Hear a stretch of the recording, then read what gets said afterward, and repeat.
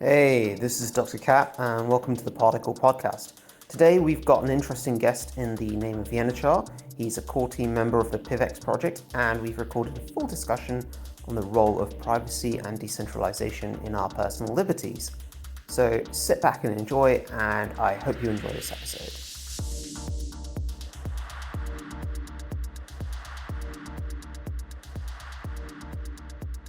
Sure. I'm a member of the PIVX core team, and glad to be here. Eager to discuss privacy and cryptocurrency. Okay. Really glad to have you. And just one more thing, I'd like to thank you for sort of hosting us last time on your space. It was just a really good opportunity to talk. It was great. Yeah, really enjoyed it. So thank you very much for that. Just before we start, I was hoping you could tell us a little bit about sort of PIVX, for our community, a bit about PIVX, what it does, who it's for, why it's important, and what's been sort of going on with it.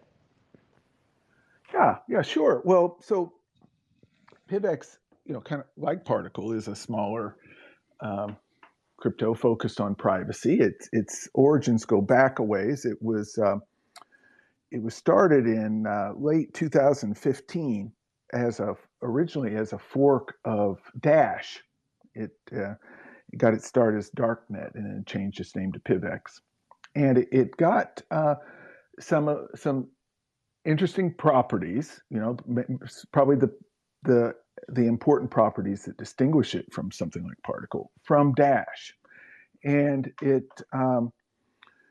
it's like Particl, it's proof of stake. It uses proof of stake for consensus. But and it's also optional privacy, like Particl. It has shielded and public options. It doesn't have the intermediate option that Particl does, but it has optional privacy. So you can work with public PIV. PIV is the unit of currency for the PIVX system, or you can work with what we call shielded PIV, which are private. Everything's protected. It's protected essentially using the technology that Zcash uses.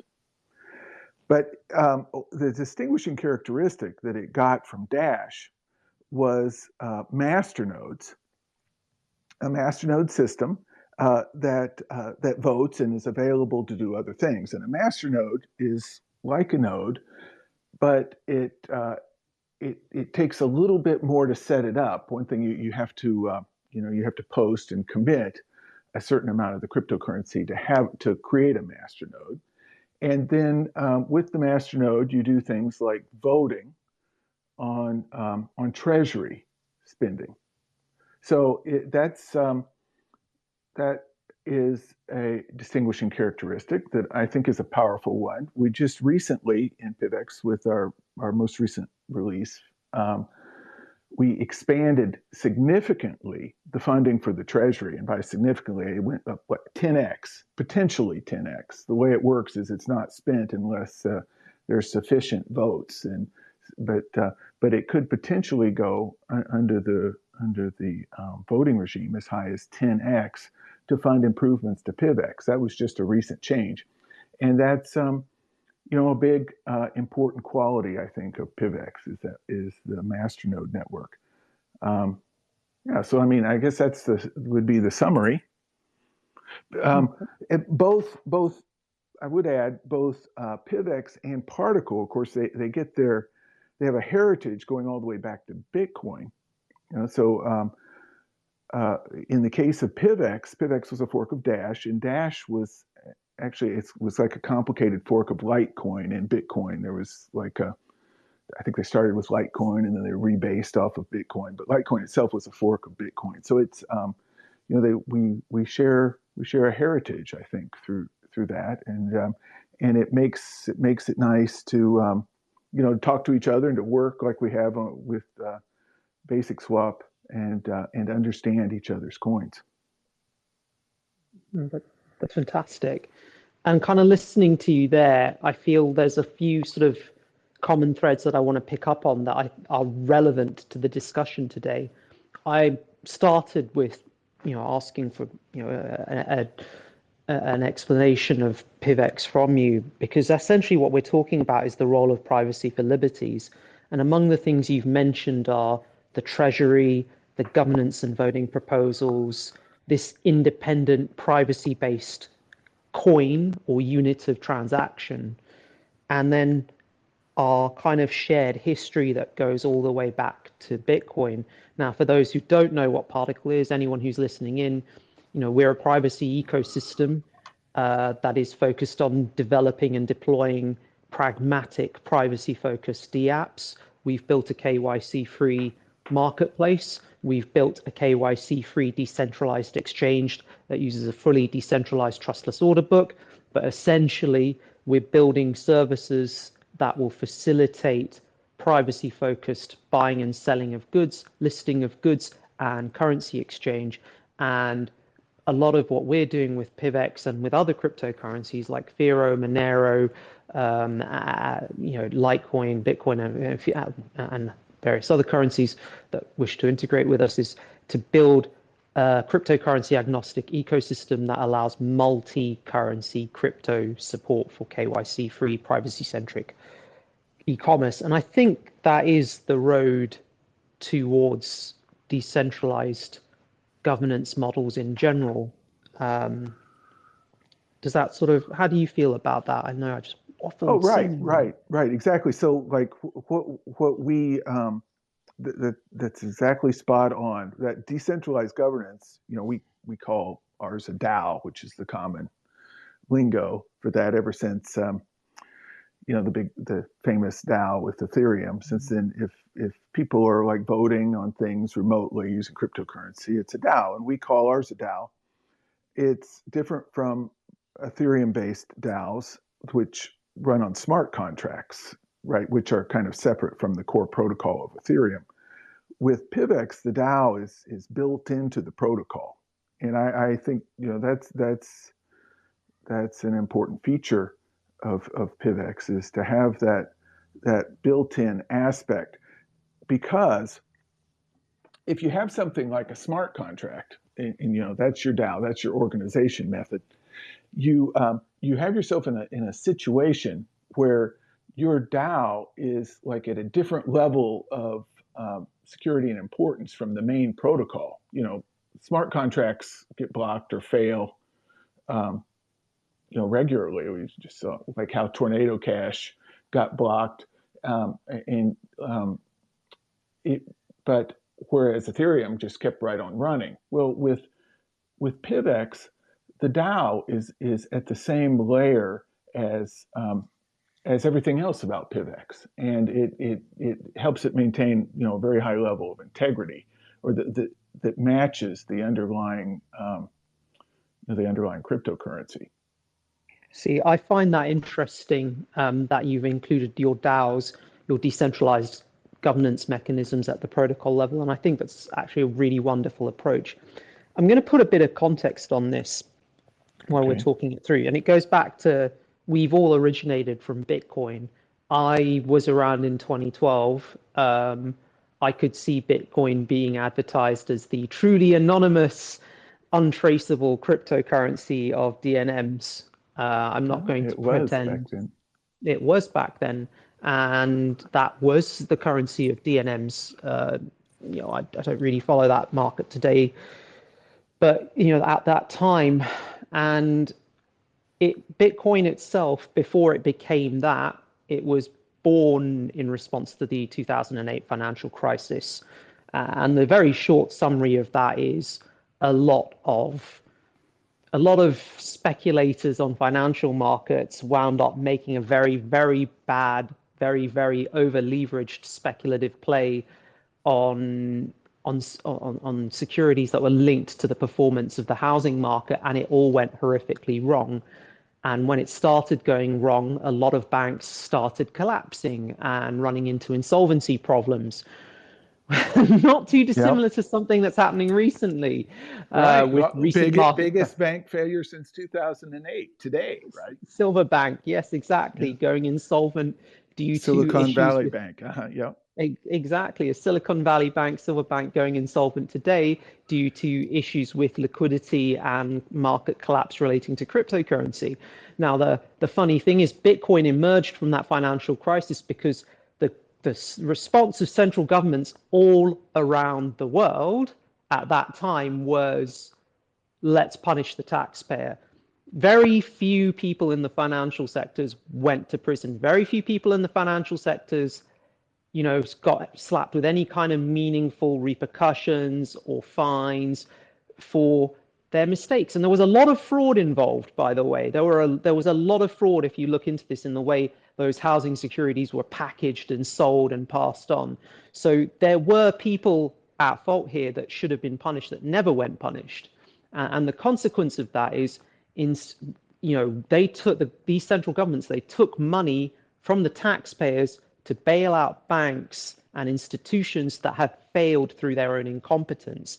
Now, the creators of exactly, and the creators of Bitcoin, the people who put Bitcoin together said, we can't have a financial system that is so fundamentally dependent on a system that they perceive to be that is fundamentally corrupt and exploitative in nature. We want to have our monetary system independent from any central government.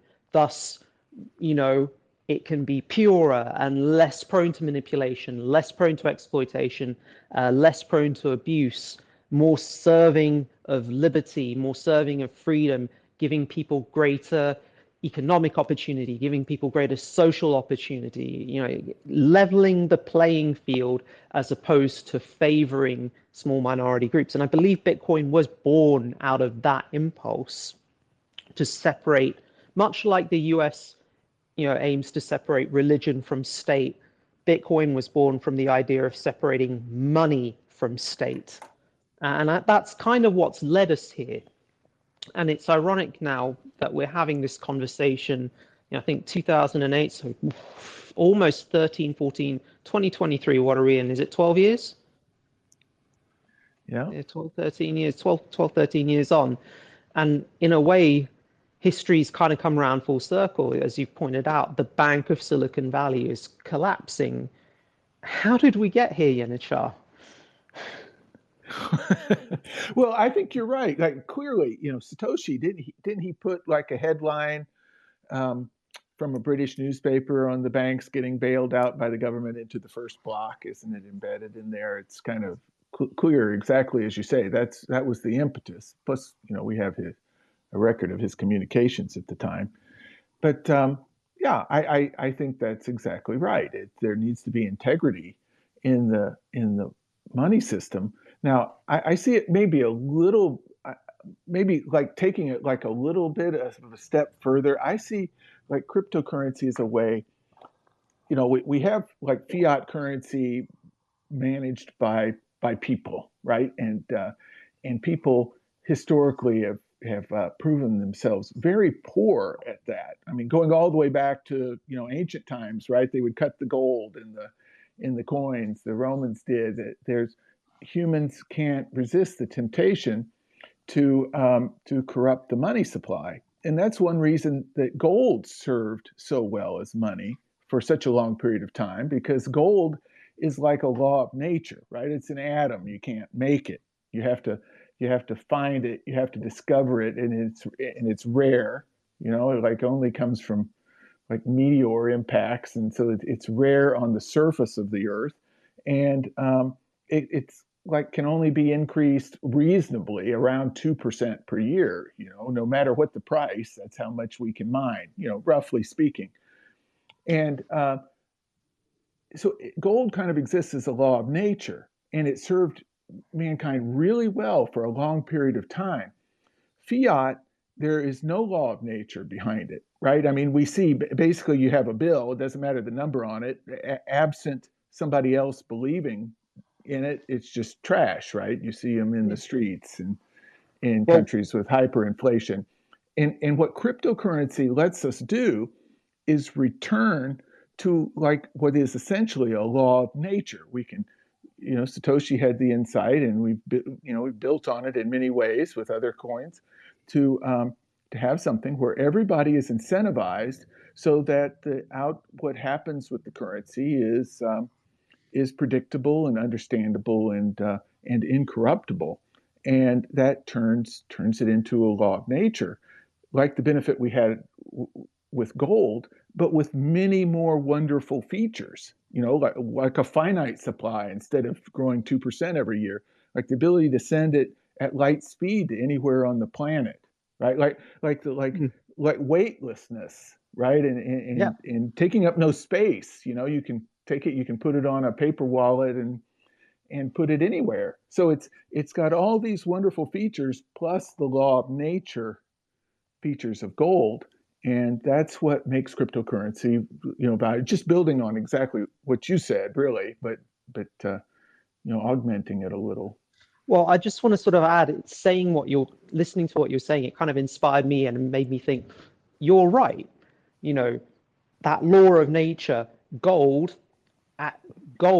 was essentially the currency came before the politics. The politics are surrounding the money and its use was synthetic. It came on top of gold. Whereas with fiat currency, it is the politics that is, and then the currency comes on top. Right. It's a reversal. It's a Yeah. complete reversal. And that's the modern monetary system, which is essentially defined by geopolitics and power plays. And that is your definition of money. Whereas before, in the era of the gold standard, you simply had this naturally occurring, relatively scarce material that was universally recognized and accepted as valuable, regardless of whatever culture you came from. And the politics came on top of that. And that's what we're trying to get back to with cryptocurrencies, with Bitcoin, Right. and then Right. emerging all of the ecosystem that's emerged from that is an attempt to return to that purity of standard so that we can have a fairer world. That's how I feel. But I do think there are. Agreed. Yeah, no, shit. I was going to say, I do think there are two problems that Bitcoin has had. And that kind of leads us to where we are. One is that Bitcoin's growth has essentially been fueled by and has become over-reliant on centralized services. And the minute you become overly reliant on centralized services for growth, yes, that will encourage and enable participation. It will make accessibility straightforward. It will bring big players to the game, and it will fuel the emergence of large volumes of liquidity into that system rapidly. But because you're using centralized systems, they have centralized players. And as you've rightly pointed out, and I'm going to sum it up like this. When you have a small group of individuals controlling a market, my personal belief is self-interest is first interest. So you've got a small number of players and they each have their own self-interests, and those self-interests are ultimately going to be about looking out for themselves. And it doesn't necessarily, if they don't have a great deal of empathy, their concept of self may simply be a very small cabal that they exist within rather than the consideration of the greater whole, the greater good.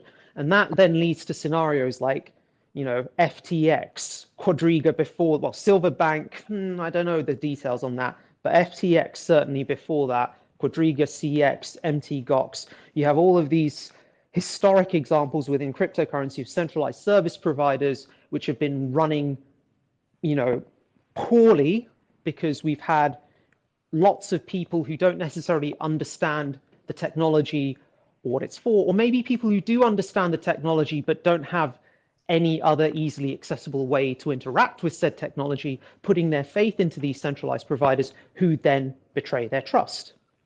And I think that's something that's systemic to history, where if we put too much trust in any given authority, if we allow that authority to linger, I believe we run the increasing risk of it becoming complacent and then turning on us. And I feel that's something that's happening in the UK today. That's a different topic. Sorry, I'm running off. The second thing I would just add one thing to that. You're exactly right. People take any person, right? If people have strengths and weaknesses, and people given an opportunity to take advantage of a situation will tend to. But it's really worse than that, because in a lot of these, like you mentioned, FTX and other places, in many cases, it's the people who rise to the top to control the the entity or the enterprise or whatever it is that's in question, they got there in part because they were driven, by greed or other personal motives. So sometimes you actually have a selection for people who have a tendency to take advantage of their position in power. And right? no, and feeding on what you say, I do believe that a lot of our Politics too. and I agree with you. I think a lot of our current centralized systems of governance, both corporate and public, I think they are incentivized towards the success of people who view self-interest in a very narrow perspective. I think I think they are incentivized towards favoring those who are ruthless but can pretend to be selfless. And I think the world needs people who are genuinely selfless, but I don't think these current structures provide a way of differentiating between people who are truly selfless and people who aren't. And that's promoting where them. and promoting them, and they can get to the top. And that's why we see a lot of the problems we see today.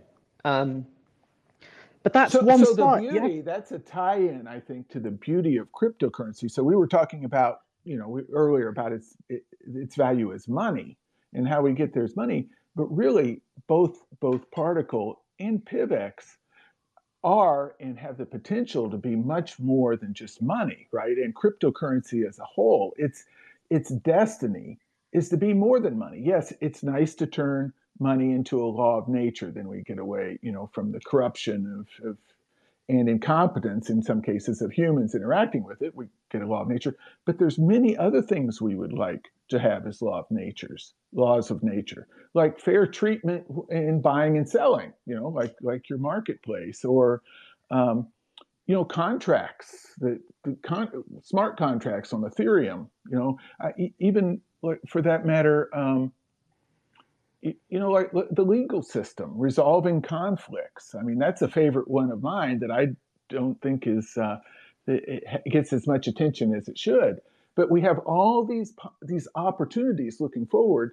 For PIVX, we have the masternode network, which is, it's like 2,000 high uptime software nodes running on the internet, ready to do something, right? I mean, there's a lot of potential in that. Just like you have a lot of potential in your marketplace, we have a lot of potential in our masternode network to go forward and do something more than just money. I think make the world better by making more good things into laws of nature. And I completely agree with you. I think a lot of the work we're doing is building the fundamental building blocks for truly decentralized, autonomous, complex, but yet open, I'm going to say open, transparent, participatory governance models for the future. A big thing I'm a believer in is this concept of direct democracy, which is, to me, in the very simplest and purest term, is one person, one issue, one vote. And I believe that we have the technology to do it right now, but I think we don't necessarily have the political will to do it, because I think too many of our representative officials will lose significant positions of power. That's right. And authority in order to facilitate such a model transition. And I don't think we have the awareness, but I think, all the communities that are working on these projects and working together in an almost modular but integrative way, I think we're all working to build a better governance system, which I think which hopefully could be universal to people someday. Right. That's right. Well, just think. So take your average politician. I mean, some are good, some are better than others.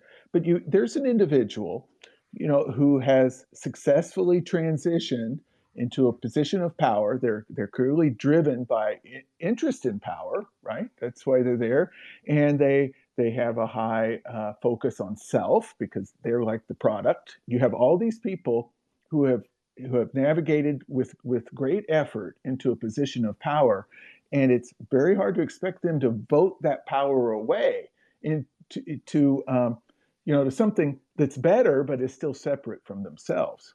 Mm-hmm. And I think that's the challenge that we face. You're right. Cryptocurrency, it's governance and in voting and power is is an important feature. It's getting there. That's the challenge. It's better. It's potential. It's like this wonderful future. We just need to find the path to it. And this is where I wanted to go into my second point, which is privacy, and it relates back to the other fundamental problem with Bitcoin. Earlier I touched on and said, you and I both know that Bitcoin was originally at one stage marketed as a completely anonymous, untraceable currency. Yes. Right. That was this big thing, like in 2012. In 2012, and you could go to any of the websites that dealt with Bitcoin, they tell you this is untraceable. And it took about a year and a bit before blockchain analytics became more of a thing, and it took a bit of time before that myth, that narrative that Bitcoin was truly untraceable started unraveling, because we had these blockchain analysis companies come through that could go, yeah, okay, it's just a string of publicly available transactions, and yes, the addresses all look like random strings of letters and numbers, but here's how you can trace this address point to this address point, and we can link this particular address point to an exchange, so we know that fiat has entered and exited the system in some way here, and now we can link it to a particular person at that point in the chain.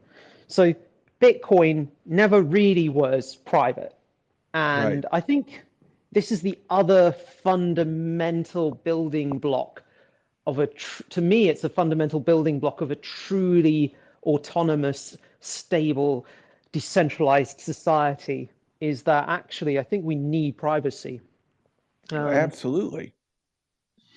One of the things I said this in a Monero talk interview, and it's the idea that the most secure thought is a private thought. And, the minute, if you and me were to have a completely private conversation with no outside observer able to listen in, we could say whatever we like to each other, presuming we don't self-censor in that context, but presuming, we fully trust each other, we can share a sequence of messages back and forth that we, A, don't need to worry about being altered, and B, we don't need to worry, essentially don't need to worry about being altered by ourselves or by some external agency. And that facilitates free flow of information. And I'm a great believer that you need the facilitation of information free flow in order to encourage diversity of thoughts and ideas. Now, a side effect of that is that, yes, there are plenty of thoughts and ideas generated that lots of recipients don't like to hear, read, see, say, whatever. But at the same time, it is that diversity of ideas that allows for the generation of novelty. And the generation of novelty allows for the creation of new goods, new services, new techniques, new forms of adaptation to the problems that we as a society face. Amongst all of the noise that is generated through true free flow of information, you do get significant signal. And if you attempt to censor that, i.e., if you attempt to monitor, spy, and control and restrict that free flow of information, which basically means denying individuals their right to privacy, then those individuals are either going to self-censor or their messages are going to get changed in transmission. And then you're going to lose that freedom of information, that freedom of ideas. You're going to have a contraction of novelty, and you're going to get a contraction of our ability to adapt as a species, as a society. And then we turn into an echo chamber, and then we collapse. That is the risk we run. And that's my argument for privacy. And why am I saying this is because, right now, it's not just Silverbank that's collapsing. A centralized service provider amongst many is falling apart. But right now we have a number of global threats to our privacy as well. I know that the UAE, Dubai, recently banned privacy coins. I'm aware there was a bill passed. There was a bill passed in Australia towards the end of the pandemic, which meant that if the Australian authorities had significant concern, they didn't need a warrant. They just needed to believe that you were linked in some way to the drug trade or believe that you are going to commit a serious crime, then they have the complete authority to access all of your electronic, your email, all of your social media accounts, any kind of online activity linked to you, and not only view that information, but also delete that information, edit that information. Yeah, that's as well. scary, isn't it?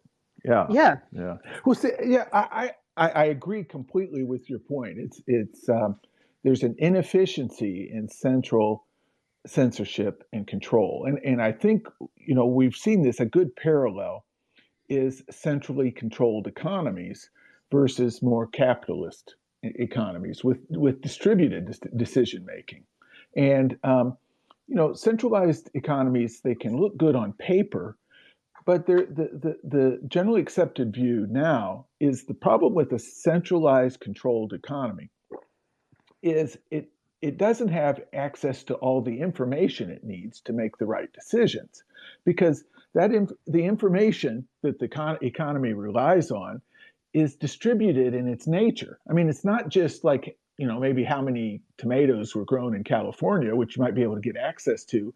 It's all the small details, like I have a used car I want to sell. I happen to know it has engine trouble, right? I mean, you can't know all these details that add up to be very important in the economy centrally. So central decision making is always poor and inefficient in the end, and decentralized decision making in the economy is better. Decentralized economies, over the last century have grown, and the centrally controlled economies faltered.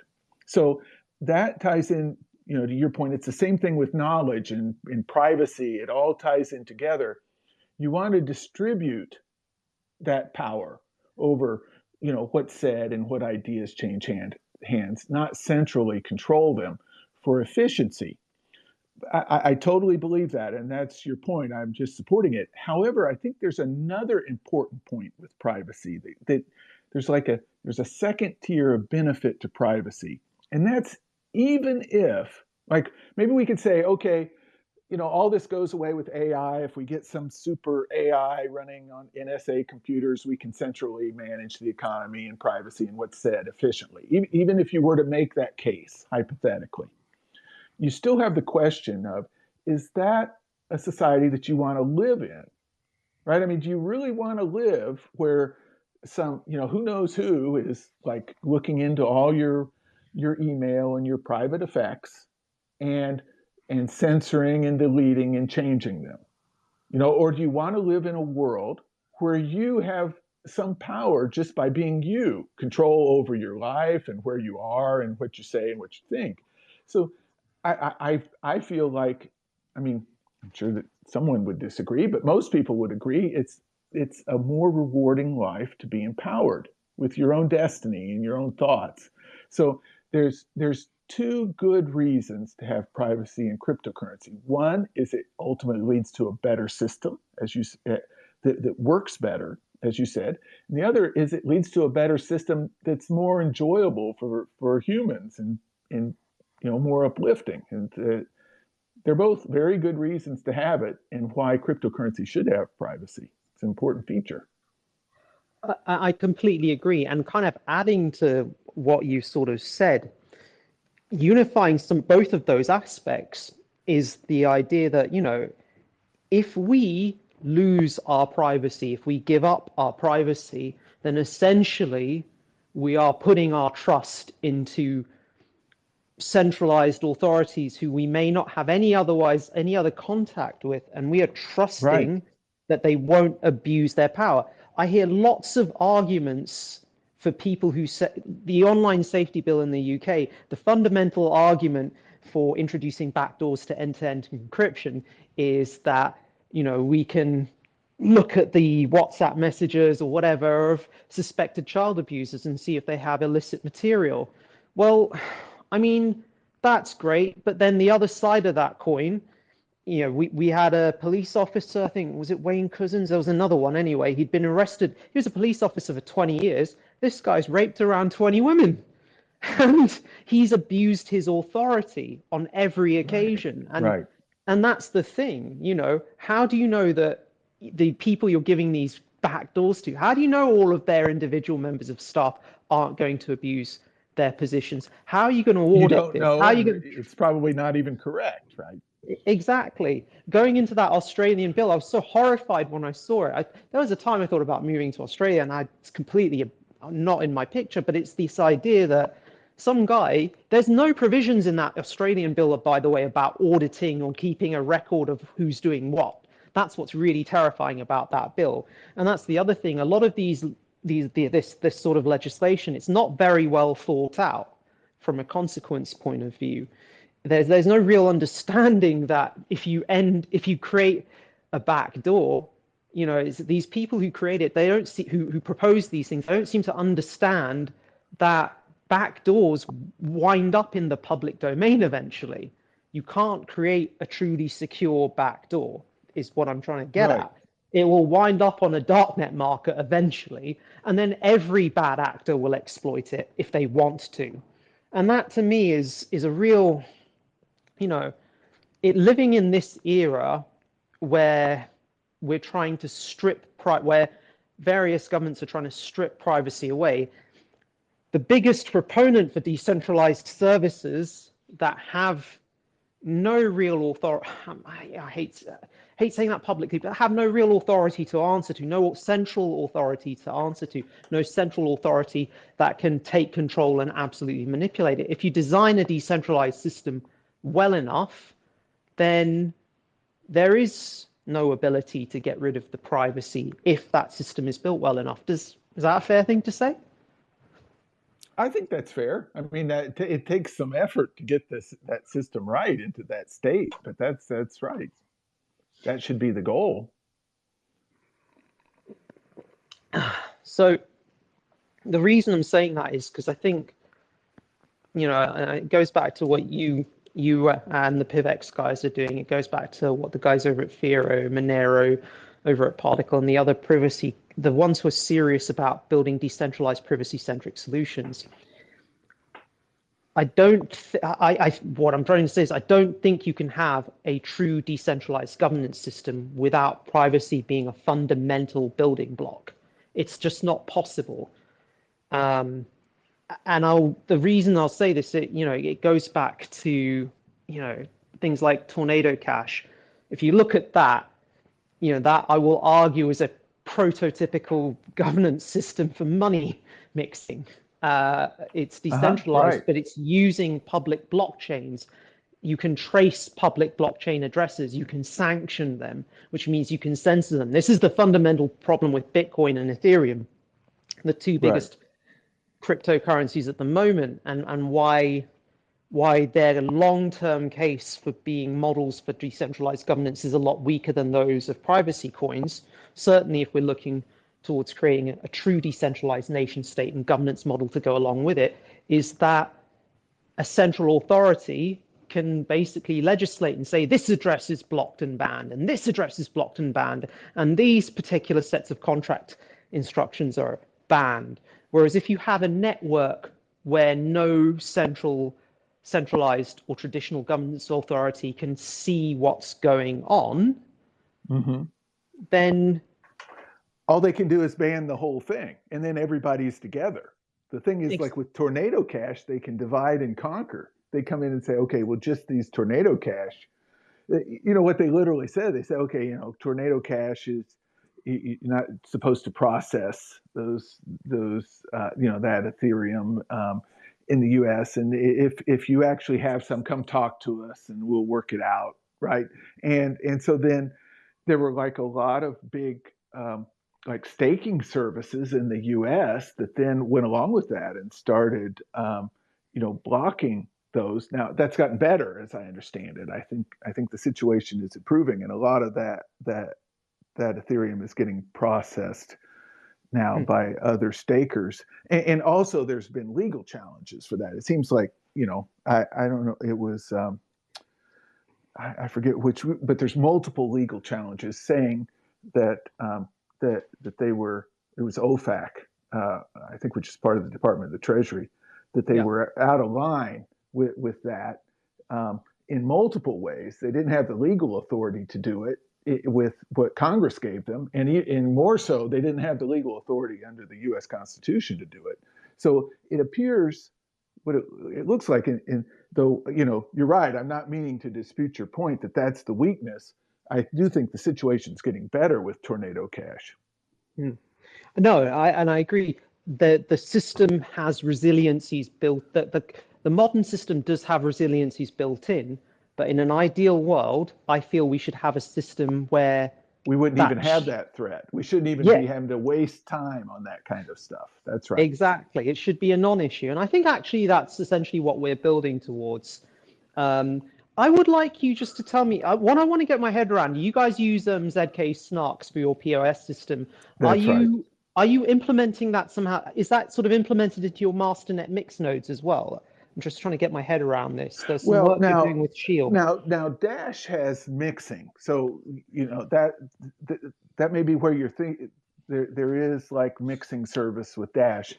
PIVX does not have that mixing service as part of its master nodes. I mean, it could. Again, the master node network in PIVX is like an enormous, like, fertile ground for doing new things, and that could be one that could be brought back if it was seen as beneficial. But what PIVX did, they have the cryptographic privacy, and so that, whereas Dash doesn't, and so Dash did the mixing to get some level of privacy. I think they've kind of they don't claim they don't claim themselves as a privacy coin the way they did in early, but PIVX doesn't need that in a way, so it kind of naturally went away, but could be brought back. It's more, I kind of think of it as, PIVX kind of uses the Zcash privacy method, and I think of Particl as kind of using the Monero privacy method. Yeah, it uses ring CT. Yeah, it uses like the three, right, ring CT and it uses ring signatures, right? And then it uses stealth addresses in the same way as Monero. So it's like got this protection, hide the sender, hide the amount, hide the receiver.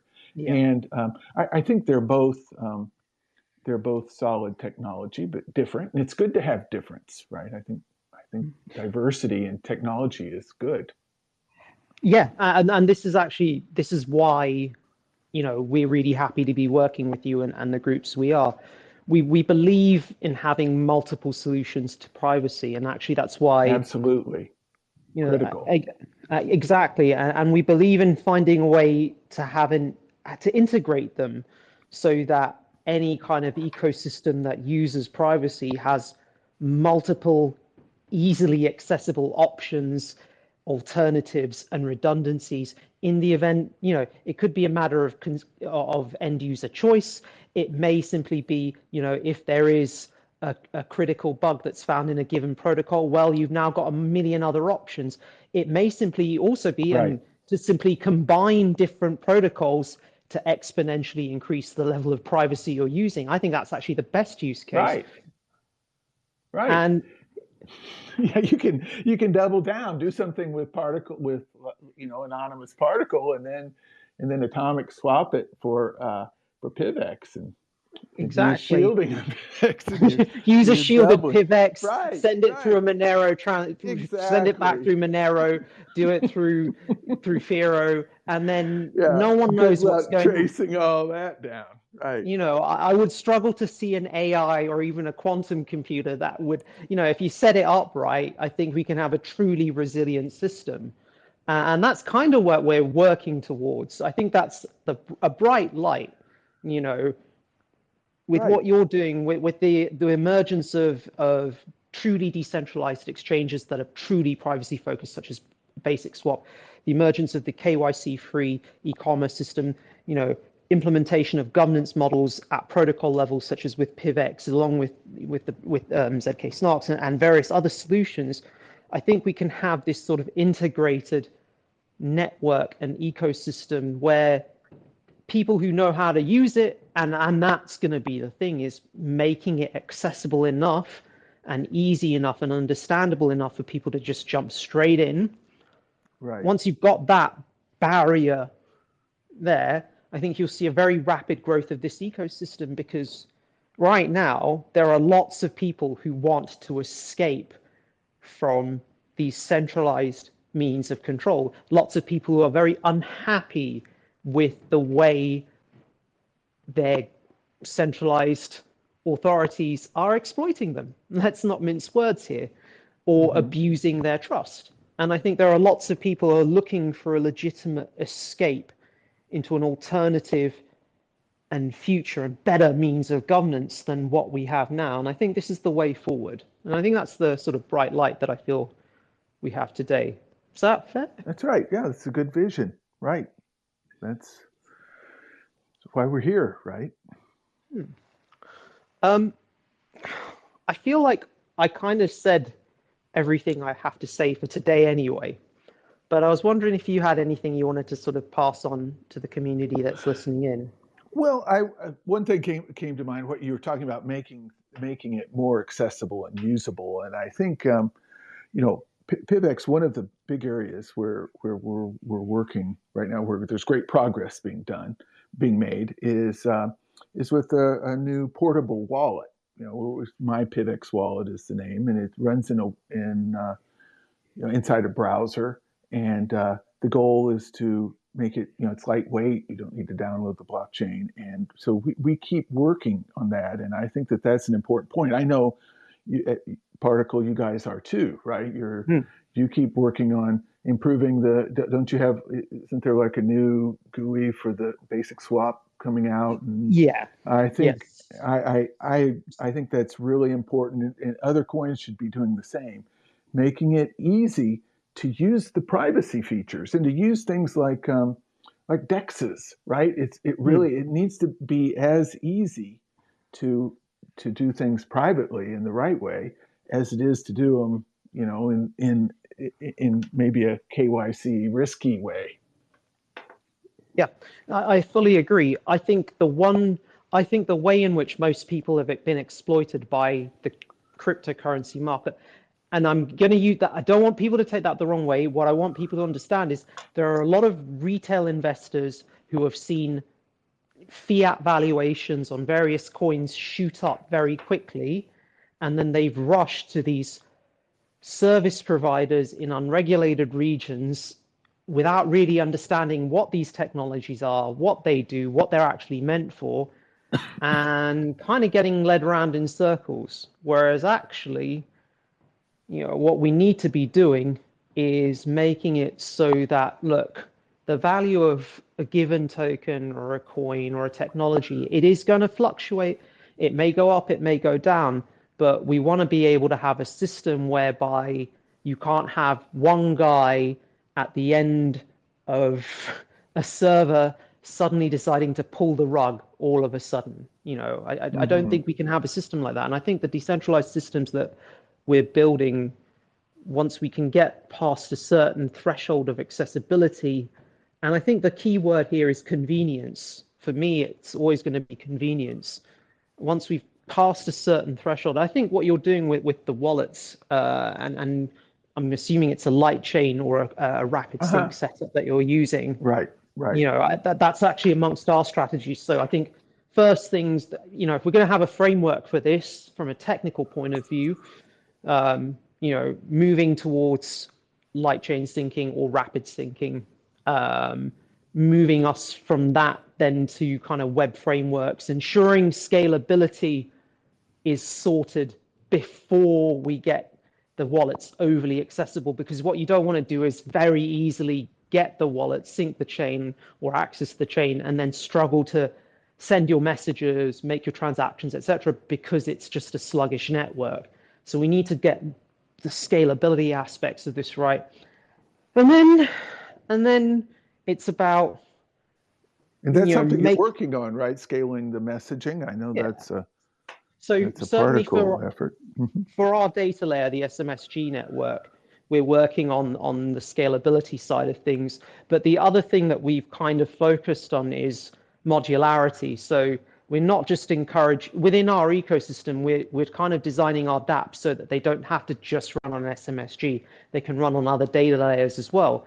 So really what we're trying to build is a system that in my head, it's basically like a plug and play system. So you choose the components of each of the ecosystems you like best, and then you put them together the way you want to, the way you like to do what it is you want to achieve. That's kind of our grand goal. Yeah, that's cool. So basically, you could plug in any communication mechanism into it. Yeah. That's really neat. And I think that in that way, it kind of opens up the door for greater integrations between the Particl ecosystem and the PIVX ecosystem and other ecosystems, but it also encourages different ecosystems to expand and diversify and come up with their own solutions. Because if we have this kind of modular plug and play architecture where you can kind of mix and match almost like Lego bricks, in my head. I love Lego. But that kind of idea that you can get your desired result by having that integrative choice. It's not actually something we really have right now within the current cryptocurrency sphere, is that degree of modularity. But I think it's something we're working towards. And I think that will also be part of the technical solution as well. That makes sense. Yes, that sounds good. And it's exciting to think of how PIVX could play a role in that, maybe through its masternode network. Exactly. So I guess, so before I kind of wrap up, I just want to sort of, invite, am I still here? Yes. Oh, yeah, I'm still there.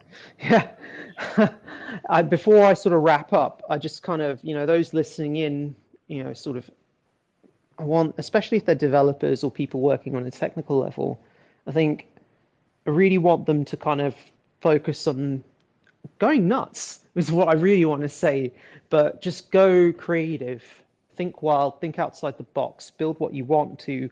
But I think it would be really good to have conversations between the different teams to see how we can make that integration, that architecture more integratable, and to really ease any friction that can occur. And I think the next few years are going to be interesting. I think the next year is probably going to be very difficult if you're a speculator, something tells me. But certainly if you're a speculator, it's going to be tricky.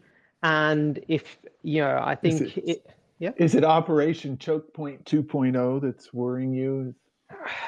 I think if you're asking me purely as a speculator, I actually think we bottomed back in July. I kind of use ETH-USD pairing.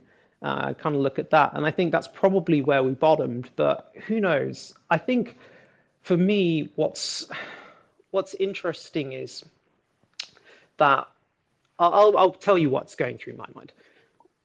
When we get to a point where, let's say, when Basic Swap basically has got decent scalability from the SMSG network, and when we have a web framework, so you can basically access Basic Swap via a website, or it could be integrated into mobile apps or whatever. If you look at the thing that always appeals to me from the speculative viewpoint is actually you need to bring liquidity to these systems, because in order to have a successfully functioning governance system, you kind of need to have the economic system in place beforehand. I think trade evolves before governance. That's right. It's the economic utility that underpins every other application of cryptocurrency. You have to get that right first. And that's why there's all this speculative excitement right now, because everyone can see everyone who's researched this can see the potential.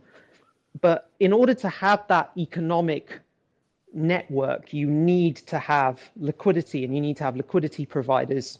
And I think in order for and this is the thing, I think in order for a DEX to truly succeed, or DEXs to truly succeed, especially KYC, there's a real argument for, a KYC-free, privacy-focused DEX where you can't trace the inflows and outflows of any transaction. And actually, and that's a nice thing with again, because we use adapter signatures on Basic Swap. I believe if that's a signature that by using it you disclose other information, right? That can be used for another signature. It lets you convey information. Yes. Right.